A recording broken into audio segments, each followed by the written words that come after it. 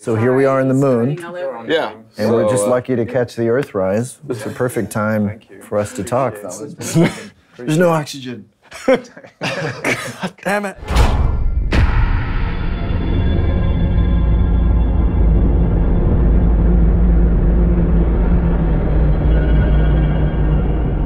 Are you sure? Yeah. Be an adventure. First man to walk on the moon. That'd be something.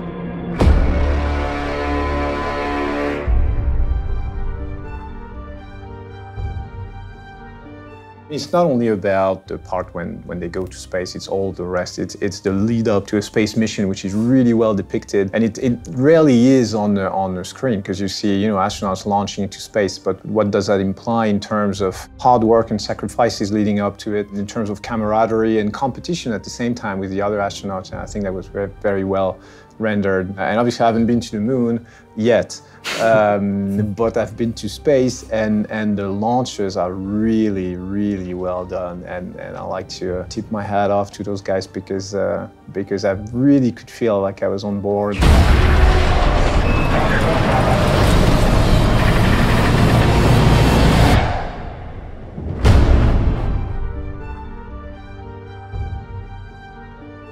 Those are some of the most famous words uttered in history, and they're very, I think, telling about Neil from what I was able to learn about him. He had an extraordinary ability to see everything in its larger context.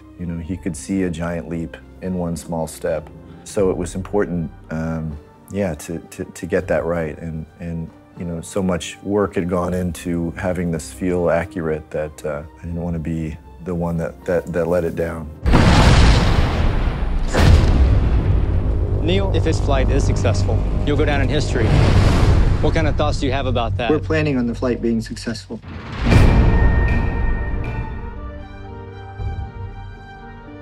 I felt that the best chance we would have of getting it feeling somewhat authentic would be to do as much of it in camera as possible. So just sort of do it on the set instead of just doing green screen and putting the effects later in post. To sort of put Ryan and the fellow actors into, sort of full-scale replicas of the capsules and shake the capsules, and we had a sort of screen in front of the capsules that projected images of space. It was kind of like creating like a simulator, just so that the camera could be seeing what the actors were seeing and what we, the viewers, would finally see at the end. I think it's still quite a bit easier than actually launching into space, but we did have a small sliver of difficulty as well. The vehicle's not safe. We need to fail down here so we don't fail up there. This isn't just another trip, Neil. You're not just going to work. Do you think you're coming back?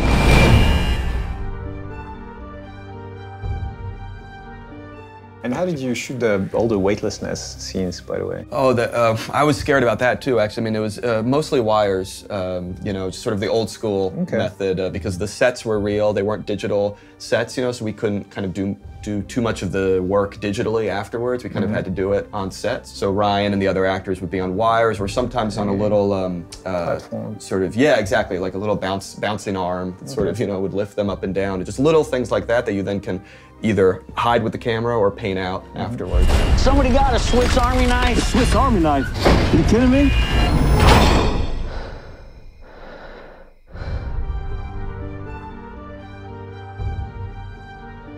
Is there like an aesthetic difference to the way people look?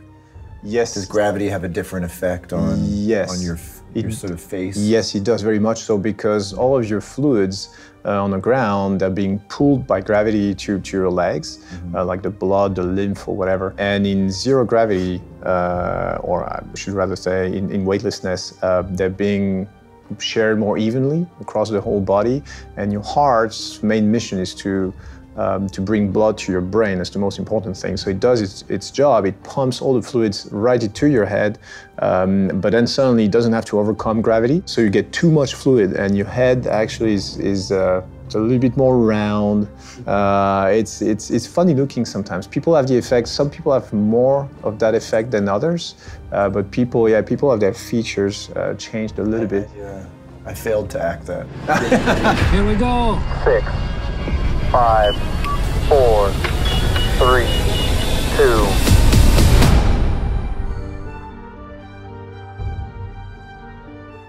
go up there and suddenly you're not just weightless, but you're weightless for a long period of time. Like, is there a moment where you get the bends or something, that dizzy for a bit and then recalibrate? Well, you get headaches initially because of the whole fluid effect. You get back pain as well because the spine elongates as well, clunk, clunk, clunk, clunk, clunk, just like that. And then your balance system is thrown off a little bit because your eyes are telling you you're upside down, and then your inner ear is telling you no, not at all. So there are conflicting informations coming to your brain, and that's when you can get seasick, or sorry, space sick, which is the same pretty much as getting seasick. Yeah.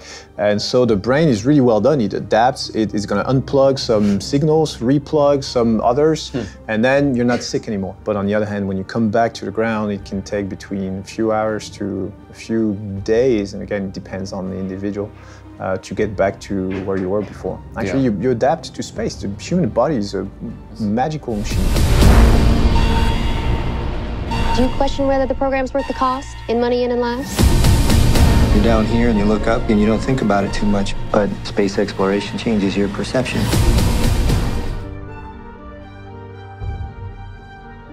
I remember reading like an old research when I was researching, just in terms of like planning for the very first space flights, and these doctors asking questions about, I mean, they didn't really know for sure, will the body even survive in zero G? It's like, will the brain explode? Will the fluids just not go there? And they had for Gagarin's flight, he had a code to regain manual control of the capsule, but he only had half the code, and the control center had the other half because they were not sure. Maybe he was going to turn crazy. And start doing crazy stuff. So he only had half the code, and they were supposed to give him the other half in case he needed it. So that was pretty risky.